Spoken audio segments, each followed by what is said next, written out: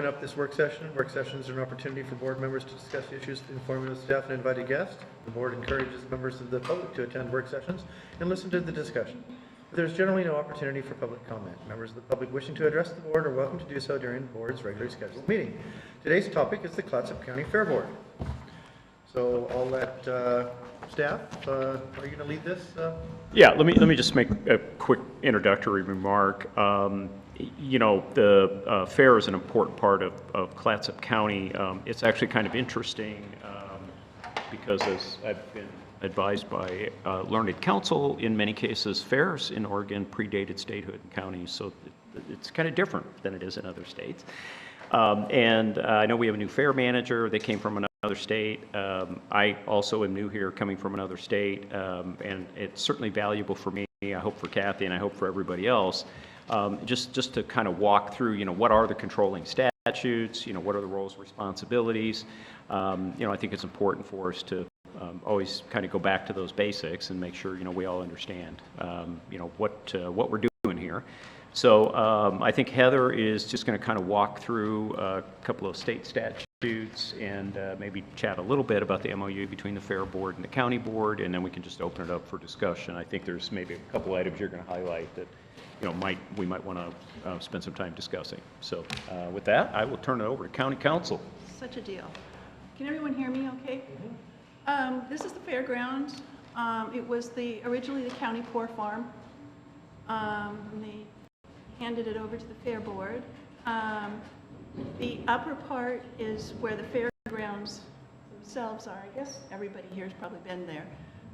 The lower part, other than that tongue that sticks out, is where the midway is, and then all the rest of it, where there's that sort of track or whatever it is down below.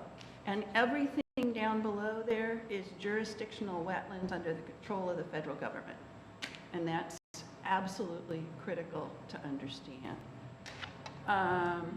It basically means you can't do anything there without the Corps of Engineers' consent. And that includes dirt piles and digging and, you know, anything that the Corps thinks is important. As Cam was saying, sort of stole my thunder. Sorry. Yeah. Fairs in Oregon predate counties, predate statutes. They're one of the founding public gatherings. And so when our statutes were written on fairs in the 1860s or 70s or 50s, whenever it was thereabouts, they've basically been unchanged for the next 150 years. But of course, society has changed, insurance requirements have changed, regulatory environments have changed, employee relations have changed, and the statutes really haven't changed to address that. And that creates the tension that exists between county boards and fair boards in every county in this state, as to how to handle the liability issues in the face of the statute, and this is this prime statute that gives the county fair board exclusive management of the grounds, property owned, and so on. It goes on to say that you can see this is old language. They'll be used to the fullest extent for the pleasure of the public benefit. And they'll be able to dances, entertainments, and public gatherings. Circuses. With elephants. It's in the statute. Yes. I saw that video. No, thank you. So, you know, the language governing the relationship is very old. In 1999, well, I'm going to move forward and then go back. In 1980, there was a case, a lawsuit out of Lincoln County. Their horse barns burned. The horse barns were full of horses. It was not pleasant, I guess you'd say. It was quite awful for everybody involved. And the county board said that was a fair board, had nothing to do with us. And the court said, no, you are totally liable for everything the fair board does. And that was news to all concerned. And that started the discussion on what does the county do, what does the Fair Board do? And some years after that, the statute was finally amended to say that the county court may conclude that an agreement's needed to protect the county court from liability with the Fair Board, and they'll negotiate with the Fair Board to reach this agreement concerning kind of who's in charge of what. Clatsop County and the Clatsop County Board and the Clatsop County Fair the next year in 2000 did do an MOU. And by way of history, at that point in time, the county finance director was managing the fair. The fair was being subsidized heavily by the general fund. And the goal was to get it as self-sufficient as fast as possible, and so it could afford to have its own manager and be in charge of its own affairs. After a lot of debate on whether it should be a separate entity, which it can be under statute, the Fair Board can be a separate special district, or it could be a nonprofit. I don't know that there are any, there might be one in the state that's nonprofit. Or whether it should remain part of the county. It was decided to go out for a local option, which was done in 2006, and at that point, What is a local option? the funding that we vote on each thing for funding for the fair. It goes on a down rate every year, levy. every time we go out for it, so that's part of the deal of it. Yeah. But it's not a special district. No, it's just a tax that the county Through the board county. levies for the benefit of the Fair Board. dedicated. So the Fair Board gets the funding. And so right after well, not right after, in 2010, then, or, excuse me, yeah, 2010, then your two boards did revise the MOU to address, by then the Fair Board was on good financial footing. There had been some more changes, so that was addressed in the MOU. And now it's been 6 more years, 7 more years. And so you're together again and discussing what the MOU should say. I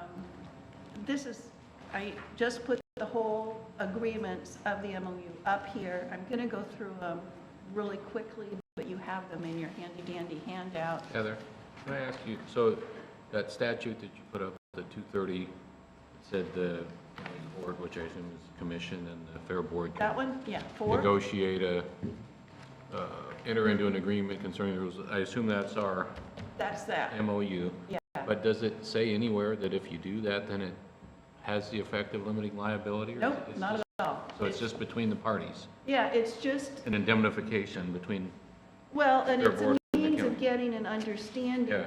because there's been so much tension as to, who signs permits, who signs Right. contracts, and so this was a way of getting everybody to sit down and agree to that. So everyone, in particular management, is clear on who's doing what. So, Council, can I just paraphrase to make sure I'm understanding? I appreciate it. So in other words, we can specify what we're delegating to them. That in no way changes the fact that the Board of County Commissioners is still in fact liable. absolutely. That's correct, Yeah, and you notice that's a little bit different than the language of the first statute I put up there, which is still in effect, that says the Fair Board has total control. But unfortunately, their total control can expose if the Fair Board wasn't following proper procedures, which it is, but then it exposes the county to liability. So that's the balancing. So some of the things the Fair Board's supposed to do, highlighting one, adopted personnel policy of the fair. So the fair hires its own employees. There is a union ERB decision from the 1990s that specifically fairground fair employees are not union employees. They are exempt. But the Fair Board has had and did have in 2010 its own personnel policies. A concern that I would throw out, and this is just legal for the boards to talk about later, is that the Fair Board's policies are fairly ancient. There's been statutes that have changed. The county HR manager is charged, and manager are charged with keeping personnel policies up to date. It's a full-time job. If you violate, personnel policies can protect you from violating discrimination laws, harassment laws, that sort of thing, which can provide everybody a lot of protection. So it would be my strong suggestion that the personnel policies be adopted, but that's a decision for you guys. Now, isn't that in the MOU now, Heather, that says we're... No, it doesn't. It's adopted personnel policies of the Fair Board. And what I'd like to see you do is take the county's rules for non-exempt employees, or for exempt employees, excuse me. And that, that So I guess probably gets you an annual update, because we review these things annually. They don't change a lot every year. Some years they change a Well, in the lot. last 20 they have. Something changes every year. Yeah. I mean, it might just be a little thing, but, we have to keep up on those things, because that's what protects us. So counsel, you had a point first? No, go ahead. Yeah. Well, okay, so then if I'm reading this correctly, page 4, slide, the slide with point 2, the reason we have adopted bold is adopted personnel policies. Oh, that's just my putting the bold in, forgive me. So you want us to notice that? I mean, do you want us to take action in that regard, or? It's up to you. I'm highlighting what I see are concerns in the relationship between the parties that cause exposure to risk. For that too. So that's one. Manage the fairgrounds, collect the fees. We get to the next bold is comply with public purchasing laws, administrative rules, county purchasing laws. And with that comes a discussion, again, that your boards could have on what the contract authority should be. Right now, I should have highlighted that. Oh, I'm sorry. There. The Fair Board is supposed to work with county staff on projects over less than 30,000, and if it's more than 30,000, it's supposed to go require the approval of both the Fair Board and the Board of Commissioners. That's focused on improvement costs. A problem that I have seen that just highlighted the other day was Kathy pointed out that some of the forms that you've had that you're using for event rentals still have insurance, the liability limits in the insurance policy are 1/3 of what they are statutorily now, because they, go up as 3% a year now, which was a thing they just started a few years ago. And so there's this exposure gap there. If your documents had review by council and review by the county finance department, you probably have some assurance that they hopefully were complying with both accounting principles and laws, that maybe your fair manager is much busier dealing with getting people in to do the performance and stuff than having to worry about what the latest law is on insurance risk. So that's another thing for you to discuss and think about. The last thing I wanted to raise is the approval of the land order regarding federal and state environmental permits. And I know there's sort of a concern, I've heard it, that what's the county dictating, the county board, the county staff dictating, how we do things. And part of the problem is the exposure to the wetlands and the Corps of Engineers, and all of the permitting there. And they've got to have a DSL permit, you got to have a Corps permit, you got to have a county permit, and things that are totally innocuous, as the Port of Astoria found out. I mean, the director got indicted because he put the wrong water in the wrong place. And so there's a lot of risk there.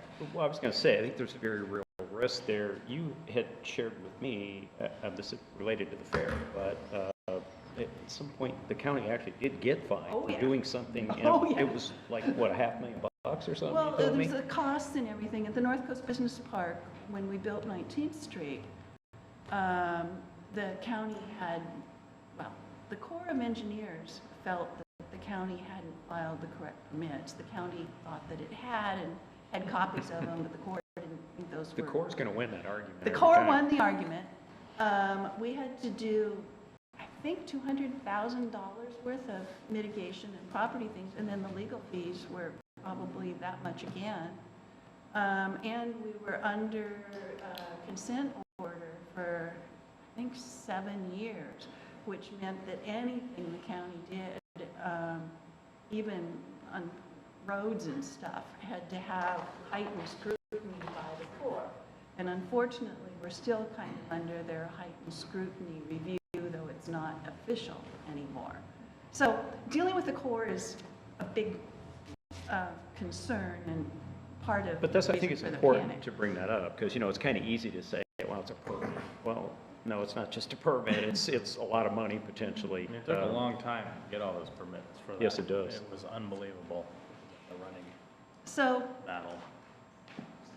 for the North Coast Business Park. that is it kind of in a nutshell. There's a lot of other things in the MOU. The policies probably should be reviewed by Kathy and Cam as to which ones are appropriate for the Fair Board. But, so there's sort of some management issues that would need to be addressed too. But as to sort of the control issues, I guess that's the comments I had to say. The three main issues that I see for providing exposure to risk are in personnel issues, contract issues, and permit issues. So it refers to, I think it's the items that number 6, that we've adopted the Fair Board policies, as the Fair Board policy, county policies set forth in Exhibit B1. Yeah, we don't have an exhibit B1 attached to it. Right, and it'd be nice to have that. Yes, it would be nice to have that. But if we were to adopt the county personnel policies, we would just add that. You just add it in there and then have to change that other sentence that says the Fair Board Correct. has its own policies and say that they're part of It would become the policy, yes. Well, look at you. Sorry.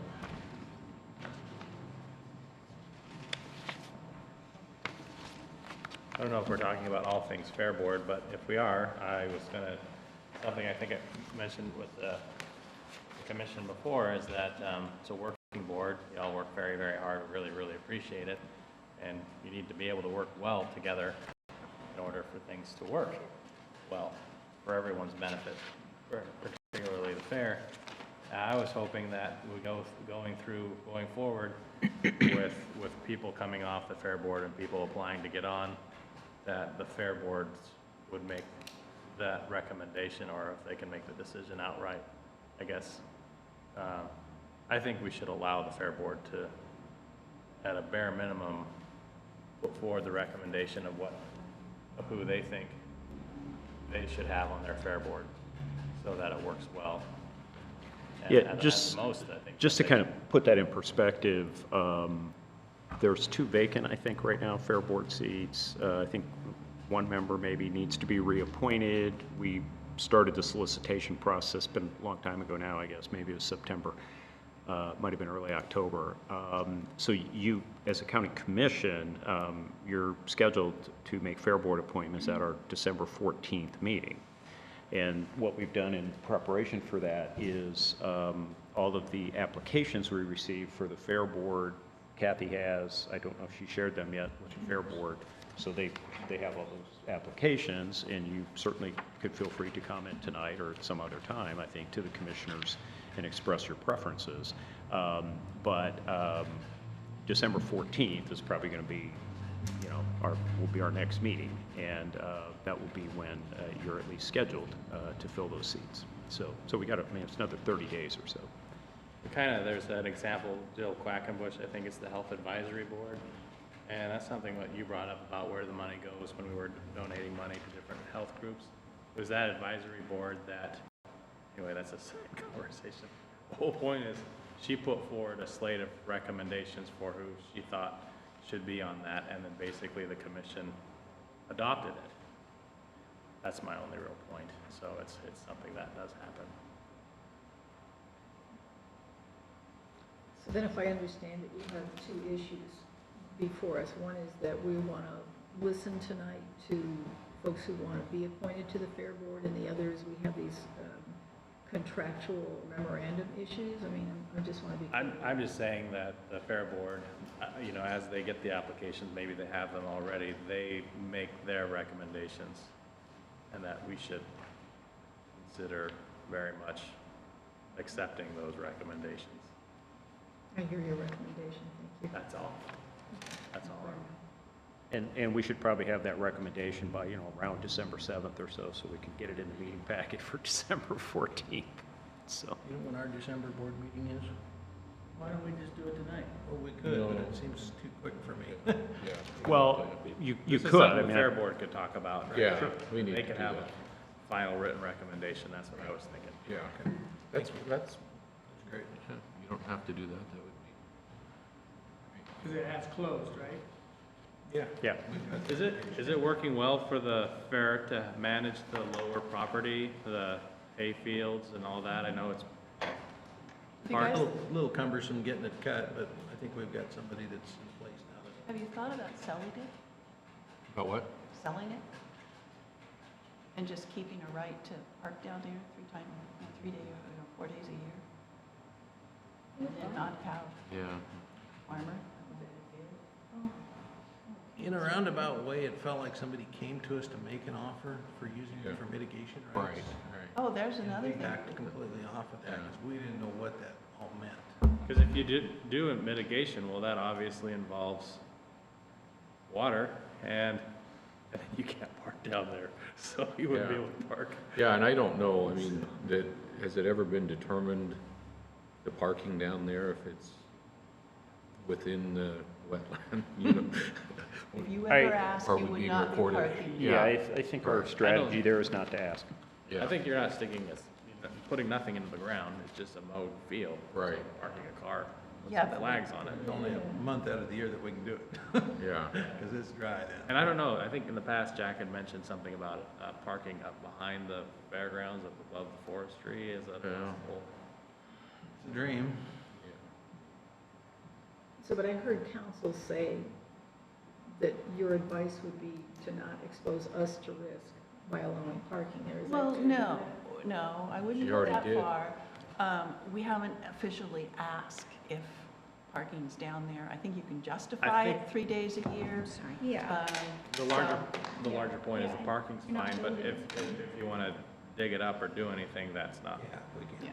can.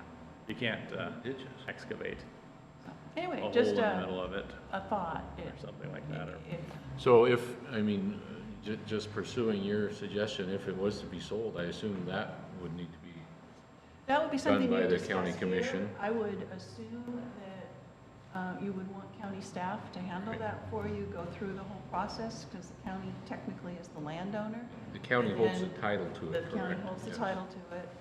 And Board of then there would Commissioners would need have to to be some approve. discussion on where the funds from the sale went. So would that, I guess I So wonder, it's about the money. would you be able to use the money to build a parking lot up or whatever you wanted behind the fairgrounds? I don't know. Potentially, You know, if you That got, was some of the offer they were discussing with if you, us. how many acres is it? Can you go back to the map? It's about half the property, So Yeah. it's probably 47 40 acres or so. acres. 40 acres? Yeah. But the bad thing about behind the fairgrounds, that's where the drain field is. Way up high. Up on the hill. Okay. Gonna Where log it everybody all? sits for the Right concert. up there on the hill is where the drain field is. So what we There's do- a map where, Yeah, part of the, at least for me, the first time this idea of maybe that the bottom part, the wetlands area, we were actually out there yesterday at the fairgrounds for another reason, looking at something else, and the more we talked about that land, the more we realized we're never going to be able to use it for really for anything. So if there was a willing buyer, you know, it could be, it could be a neighboring farmer that wanted it for grazing. It could be, some kind of trade-off, for wetland credit. But the point is, I think for fair purposes, to be able to actually build something down there, anything significant probably isn't going to happen.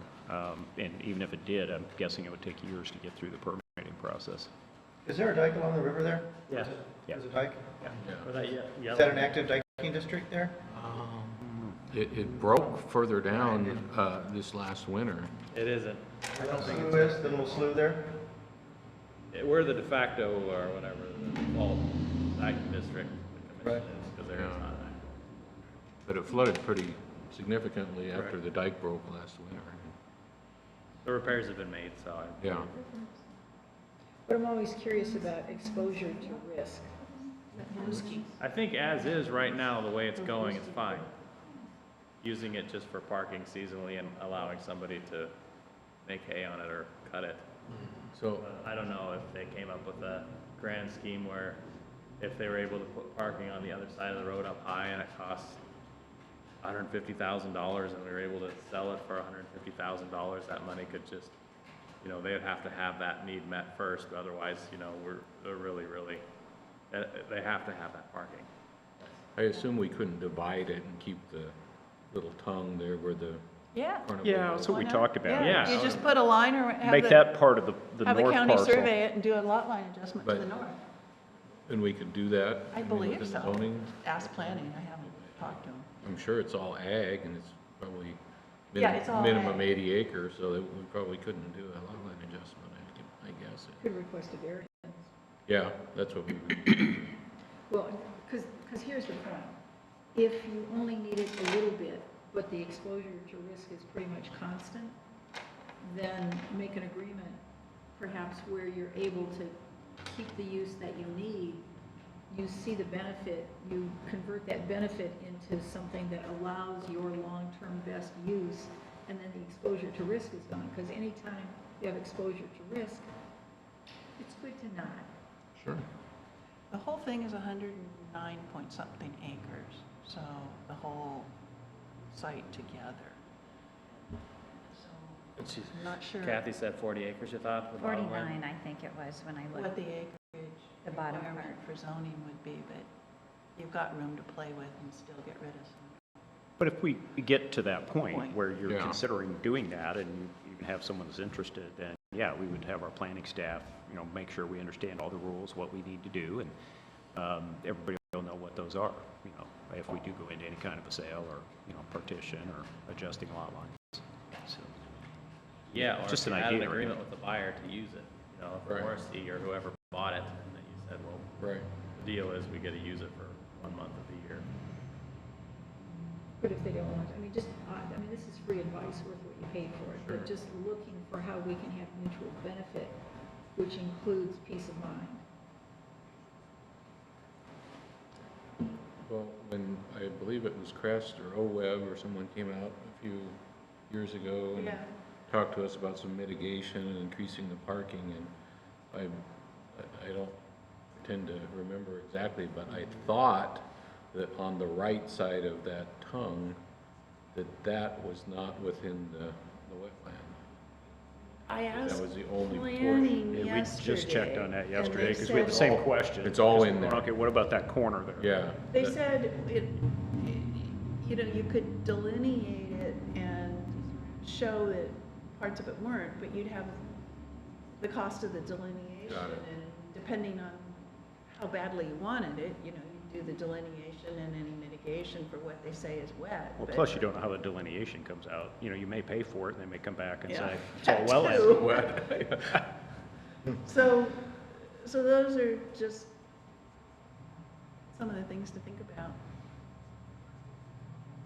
It appears that your timber at the back is growing. That will, it was a provision in the MOU that, you know, the harvesting of standing timber required the consent of both the Fair Board and the county. And that may be something you want to do some of if you decide to build something there. Didn't we cut something up there? We logged it once. It was logged without any permit in the mid-1990s. Right before, when I became county council, that was one of the first things they hit me with is, It was after that. well, I was, there were some trees that were cut in at that time because the when did public we go works there? guys weren't happy. 4th Street. Somebody went up there and they cut something up there. Or was it just blowdowns? And then while they had blowdowns, and they went ahead. Could have been that, yeah. There was blowdowns, so they went ahead and cut some stuff.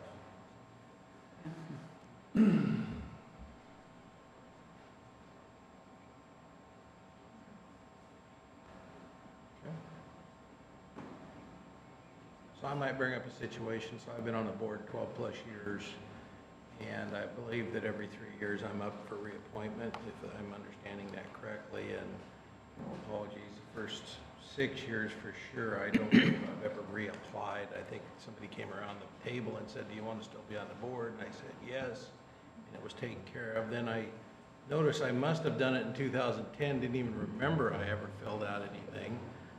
And so when this latest one came at me, it's like, I don't know that I want to, I don't understand why I'm applying for a guy that's been on the board 12 plus years. So I did reply to an email that, yes, I would really like to be on the Fair Board. I've got 2 boys that are heavily involved, and I believe in 4-H and all that. So that's where I'm at for that. I just, now that I know that is part of the process, and we're going to follow that process in the future, it's not a problem. I understand that, okay?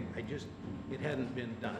And it You know, caused me heartache. it's also, it's a good practice because it's protection for the county board and for you, because, you know, if someone comes and questions those appointments, and we say, we don't have any record of anything, that doesn't look good for anybody. So then how did this person get on the board then? If they didn't apply, if, you know, how did this happen? So it don't want to make it onerous, and, you know, I think, like we said, just send us an email with something we know that you're interested in being reappointed. But it's a good practice, you know, and we generally do that, at least since I've been here. I mean, we've done that with all of our openings. You know, we have it's the same form, basically. It's a very, I just hope you can understand Short my form. point of view is that I just hadn't been asked to do Yeah, it. no, And I understand. I went, whoa, what's all this all about? Yeah. Okay, so there's It was a hostile takeover of that one. have at it. well, and, you know, the other thing, citizen involvement is important too. And so, you know, you like to open those things up because who knows, you know, we might have someone who's never done this before that says, hey, I got a lot of passion for this, and it's my opportunity to get involved in the community. So it doesn't mean you want to replace people all the time because you want some continuity on the boards, but, you know, you also want to give other people an opportunity if they're willing to step up and serve. Normally, we don't get this many applications, I hate to tell you. We're normally begging them to get on the board. Well, I was so going to say, This is kind of odd. Must have 3 been or last 4. year, and your big concert got everybody excited. Yeah, that was it. So, but apparently, yes, this year, I mean, there are some people that came forward that said, hey, you know, got a real interest in this, and I'd like to be considered. So, I'd like to think it's a concert, but I'm also fearful that they're not happy with me, so. Kind of a joke, but. From an HR. you haven't been here long enough, Kathy. Next year, they might be unhappy. Oh, she has. This is the pricing, people. The locals don't get discounts. From an HR perspective, I partnered with Kathy on several matters, I would say several, but a number of matters since she's been here. I've spoken with, I think, both Jacks on separate occasions. And just having a sprinkling of things that have come up and they're very legitimate matters. I really have to echo Heather's thoughts about looking at how your policies are, how they line up with current laws. The fact that you're affiliated with the county really does make you pretty vulnerable. And some of these matters that I've been working on with Kathy, she wouldn't have a clue. She shouldn't. I mean, she's got her expertise. Right. And I'm sure as you would, like her to focus on what she's really hired for and have me support her and support your board with these difficult matters. And every day you turn around, there's a new law coming up or a new nuance of how to deal with an employee relations matter. So I certainly welcome your consideration in that regard as well. Can the Fair Board adopt that by reference? Yeah. That's what I think we would do. Yeah, I think it's what Mike was. But I guess, and I think that's great, and obviously we should do that. We don't want to be archaic in our personnel policies, but is there a way that we can adopt the county personnel policies and hiring policies, but not become part of the system so that we are required to abide by those policies, but we can do it? Can you give us an example of what you're talking about? Well, you know, during the fair, we need all these temporary employees, or we need, you know, I mean, we don't have a lot of employees or maintenance employees. You work with Seaside Temps, right? We do. And that's something the county's done a lot of too. Yeah. I think. Well, Correct. that was So that's, actually, yeah. That's an, county employees, that's a contractual service. No, I understand that, but is there a way that we can, if we needed to hire a maintenance employee or something, that we could do that and abide by the county Yeah, I mean, policies without having to run them through the whole county system? You have the hiring authority. Right, I know we do. And yeah. if you adopt the policies and abide by them, then that's exactly what you Yeah. say. You have the authority to hire. Because sometimes we feel like not like we lose control, but we just, that it takes too long? to yeah, go we through just turn the whole process? process over to the county and we don't know what's going on, or, you know, I mean, it's And just, that, and just. That's not what we want either. yeah. That's not how we do internal hiring. Right. I mean, internal hiring usually involves whoever the frontline manager or director is involved in making that decision. And then once they make a decision, that's when Robin goes to work Yeah. and, you know, gets the offer letter out and, you know, does all the formal stuff that you have to do. The people who actually are going to be directly supervising the people we hire are always involved in hiring decisions. And without getting into particulars, there are certain situations that we have to go through a temporary backfill before we hire. I understand. And so that's where it's really good to partner with us so that we can tell you when those situations arise and what are your plan B and C Right. for that temporary backfill situation. We eliminate a position and we want to Exactly. bring someone on, we gotta Exactly. give the And, person an and I opportunity. think, you know, we're not saying if you can't get staff through a current vendor that we use, that we're, you know, isolated or have an exclusive agreement with them. So there are other options to look at for employment needs. You have a lot more flexibility in those decisions because, as Heather mentioned earlier, you know, you're not union, because there's a whole nother set of rules we have to deal with, and it's not really easy to backfill positions if it's a union position. But, you know, we also, I mean, we understand you guys have a fair to run, and, you know, we want you to run it and do it well. So I think thus far, we've been pretty responsive on a variety of issues. And just to talk about the contracting as an example, I've been involved in the past, it's been years, but putting on events sort of like this. And I understand, you know, in that last 30 to 60 days, you know, there's all kinds of contracts, right? Vendors and, you know, entertainers, and these things are flying fast and furious. And, you know, we sort of got into that period of time this year. And, you know, in order to help expedite that, I mean, I put in writing to Kathy and said, listen, I'm giving you the authority to sign contracts up to $5,000 so you can get this stuff done, because it was timely. I mean, these are contracts, you know, if you don't sign them in the next, you know, few days, you may not get that vendor at the fair. You may not get that entertainer at the fair. So, you know, we try to work through that and try, but now we got a little bit of time. We can kind of sit back and think about, okay, you know, that was reactive last year, you know, how can we be a little bit more proactive as we go forward so that, you know, we all don't have to discover what those rules are, how we're going to do things on the fly. Now, is that because of the public contracting law that we fall into that? Because, you know, the memorandum of understanding says under $30,000.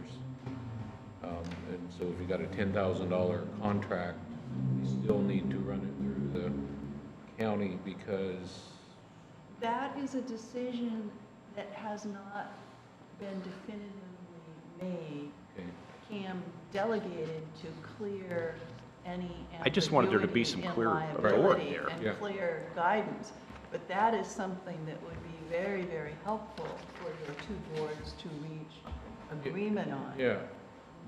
My suggestion from a legal perspective is whether you have the county manager sign off or the fair manager sign off, you know, is up. But having both finance review it to make sure it actually is in your budget so we don't run afoul of the auditor because we put something in the wrong line.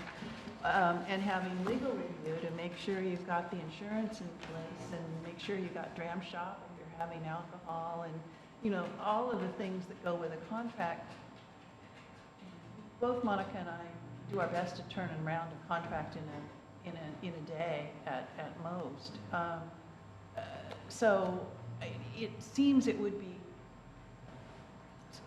prudent, or at least safer for everybody to do that. We wouldn't have exposure gaps and stuff. But again, that's a decision for your board and the county board to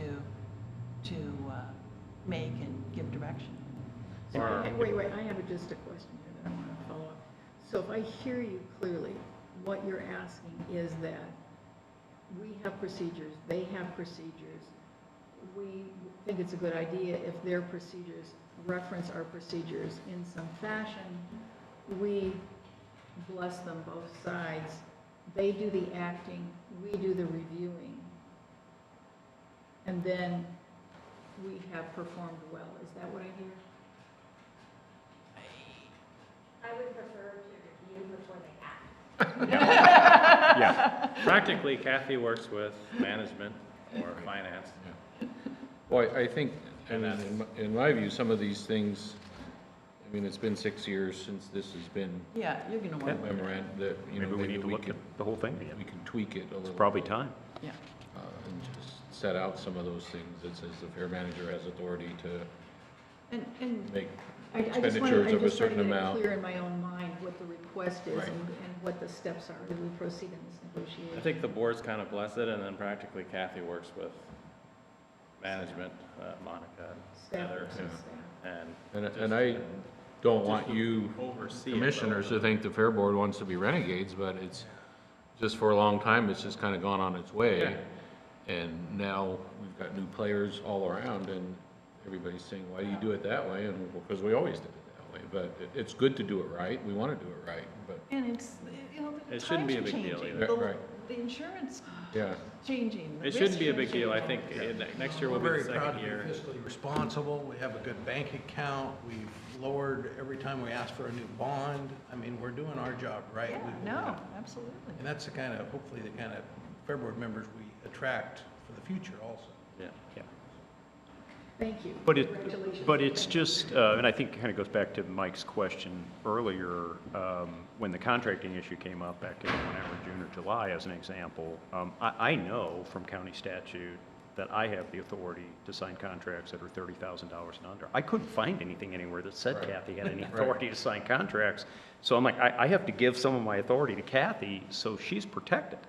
So that someone to say, hey, that's not a valid contract. You had no authority to sign that. There's nothing in writing anywhere that says you had authority to sign it. So it's those kind of Yeah. things. And so that generally at the county, most contracts under 30,000 are signed by the county manager. If they're over 30,000, they have to be signed by the board. That's just the rule. I think the county's been doing a lot of its own, this is the fair board, I think the county at large with its whole insurance, I think, oversight, there's some things that have been neglected that are being updated, I think, so I look at it as a housekeeping detail, but practically it shouldn't be a big deal to anybody. And it's a change of here. There's 5 members on the fair board?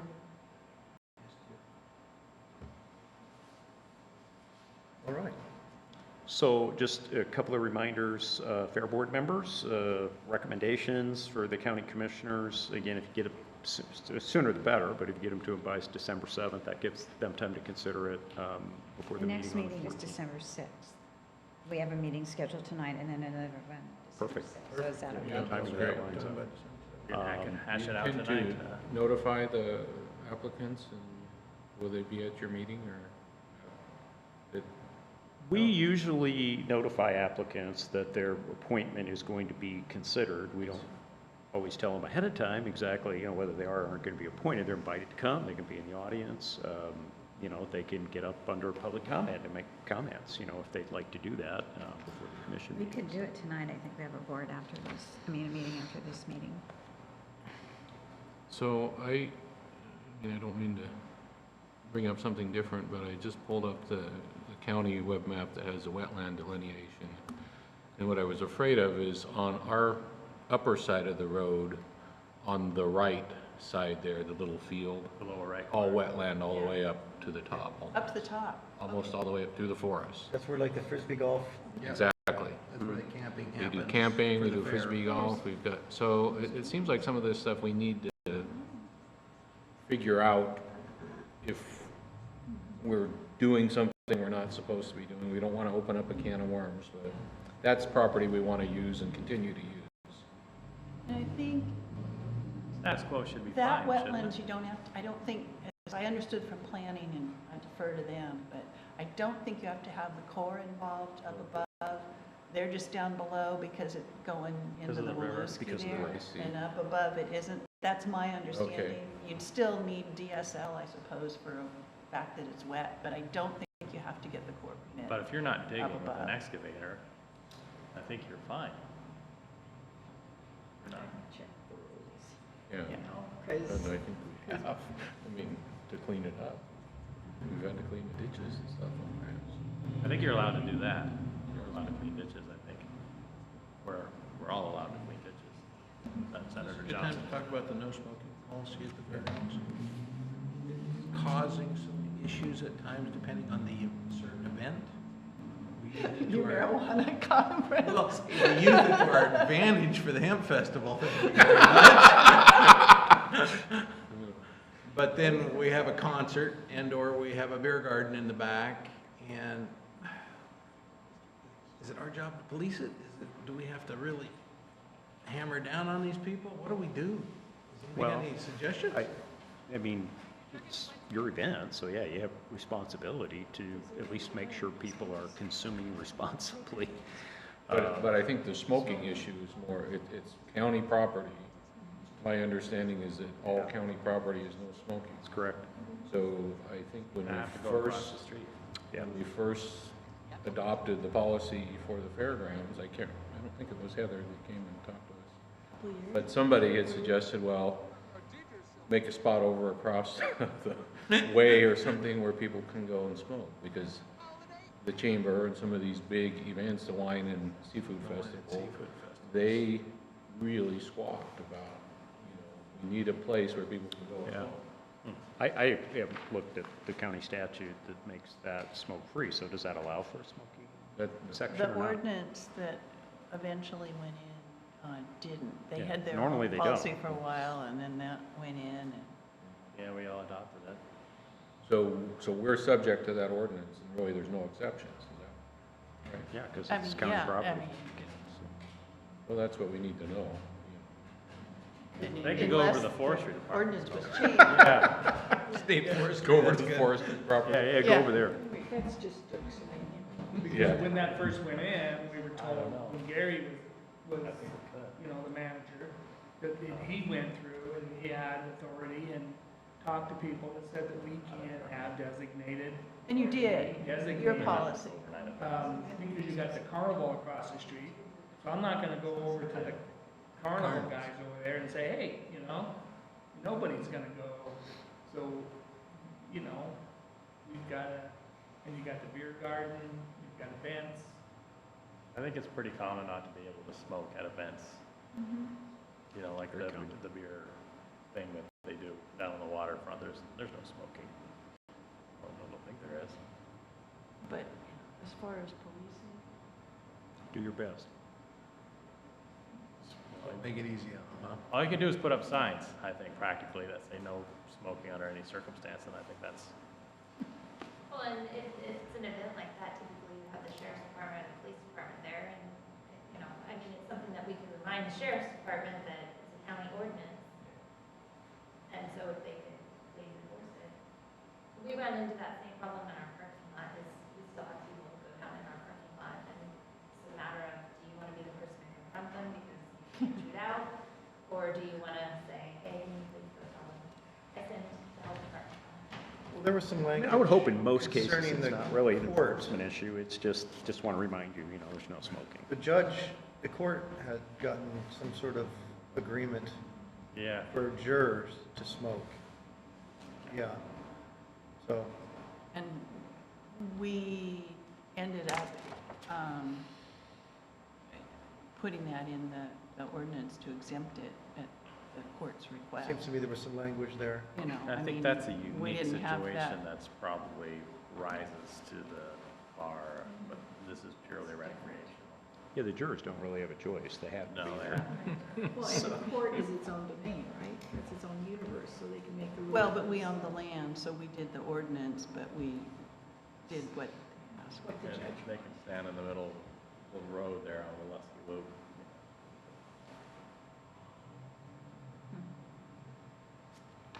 Well, good to know there's an issue.